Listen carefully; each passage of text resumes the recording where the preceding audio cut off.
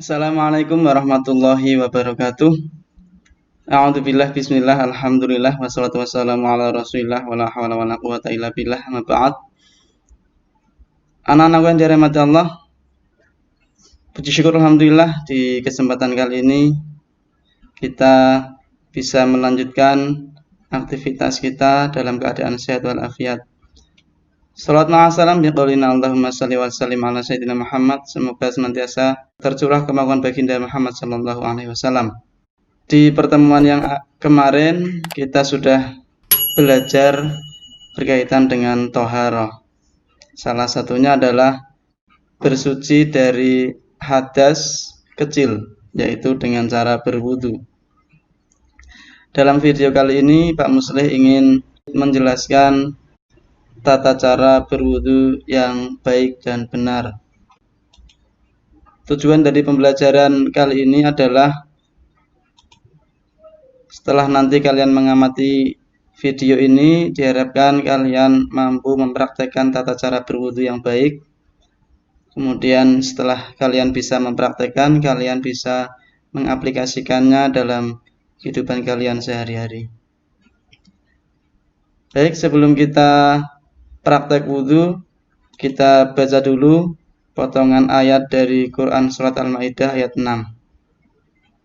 A'udzu billahi minasy syaithanir rajim. Ya ayyuhalladzina amanu idza qumtum ilas sholati faghsilu wujuhakum wa aydiyakum ilal marafiq wamsahu biru'usikum wa arjulakum ilal ka'bain. Al-ayah, sadaqallahul azim. Wahai orang-orang yang beriman, apabila kamu hendak mendirikan sholat, maka basuhlah wajahmu dan tanganmu sampai siku, dan sapulah kepalamu, dan basuh kedua kakimu sampai ke kedua mata kaki. Quran surat Al-Maidah ayat 6. Dari ayat ini kita bisa melihat bahwa salah satu syarat sahnya sholat yaitu dengan kita berwudu. Ya, kalau ingin sholatnya sah, maka wudunya harus sah dulu. Karena salah satu syarat sahnya sholat itu wudu. Kalau nanti wudunya sembarangan, bisa jadi tidak sah, sehingga sholatnya pun tidak akan sah. Karena wudunya tidak sah, maka sholatnya pun tidak sah. Ya, jadi diperhatikan masalah wudu ini. Ada beberapa anggota tubuh yang harus dibasuh ketika berwudu. Di antaranya yaitu wajah atau muka, kemudian tangan, kepala, dan kaki. Baik, kita coba melihat bagaimana tata cara berwudu yang benar. Yang pertama, baca dulu basmalah sambil kita bersihkan telapak tangan kita, kuku-kuku kita, dan sela-sela jari yang masih mungkin ada kotoran di sana. Baca basmalah, bismillahirrahmanirrahim. Kemudian setelah baca basmalah dan telapak tangan, kuku, dan sela-sela jari sudah bersih, selanjutnya yaitu berkumur dan menghirup air di hidung sebanyak 3 kali. Ya. Airnya, air bekas kumuran dibuangnya ke kiri, ya, tidak ke kanan, ke kiri. Kemudian menghirup air di hidung juga ke kiri. Kemudian yang ketiga yaitu niat. Niat ini dibaca bersamaan dengan ketika kita membasuh muka. Yang pertama, jadi membasuh muka 3 kali. Yang pertama kita barengi dengan niatnya wudu. Niatnya wudu bagaimana? Ini niatnya wudu. Nawaitul wudu aliraf'il hadatsil asghari fardhon lillahi ta'ala. Membasuh mukanya yang benar, ya, dari mulai tumbuhnya rambut, ya, tumbuhnya rambut ini termasuk muka, sampai dengan dagu, janggut ini juga termasuk muka, jadi harus basah semua dengan air. Kemudian setelah membasuh muka, membasuh kedua tangan sampai siku. Nah, di sini diperhatikan tidak hanya sampai pergelangan tangan, tapi sampai siku. Siku dan ujung jari harus basah. Sikunya basah, lengan basah, jari-jarinya juga basah. Ya, jangan sampai wudhu hanya tangan, telapak tangan dan pergelangannya saja. Jangan.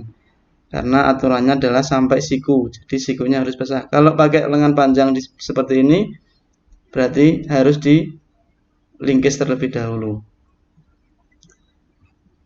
Kemudian selanjutnya mengusap sebagian kepala. Di sini bukan membasuh ya, mengusap sebagian kepala. Artinya apa? Mengusap itu hanya butuh tangannya basah, kemudian diusapkan ke rambut, ke kepala. Itu sudah cukup. Tidak perlu membawa air banyak kemudian diguyurkan ke rambut, nanti basah semua. Ya. Selanjutnya mengusap kedua telinga. Ini masuk sunnahnya wudhu, tidak masuk fardunya wudhu. Tapi di sini penting, ya, penting untuk dilakukan. Mengusap kedua telinga sampai 3 kali. Cara mengusapnya, ingat, telunjuknya dimasukkan ke lubang telinga, kemudian ibu jarinya diputar dari bawah ke atas. Kemudian setelah mengusap kedua telinga, yang ketujuh adalah membasuh kedua kaki sampai mata kaki. Membasuhnya 3 kali.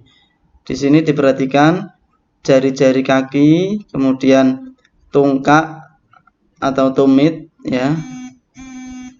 Di belakang atau di atasnya tumit itu kadang terlewat, begitu ya. Jadi sampai mata kaki harus basah semua. Kalau ada hal-hal yang menghalangi air masuk, silakan dihilangkan atau dibersihkan. Setelah membasuh kedua kaki, yang terakhir adalah membaca doa setelah wudhu. Ini membaca doa ini termasuk sunnahnya wudhu. Nah, ini adalah doa sesudah wudhu. Kita baca bersama. Bismillahirrahmanirrahim. Asyhadu an la ilaha illallah wahdahu la syarikalah wa asyhadu anna Muhammadan abduhu wa rasuluh. Allahumma ij'alni minat tawwabin waj'alni minal mutatahhirin waj'alni min ibadikas sholihin. Amin. Nah, ini doa dibaca setelah kita melaksanakan wudhu. Nah, dari 1 sampai 8 ini insya Allah kalau kita laksanakan dengan sempurna, insya Allah wudhu kita sah.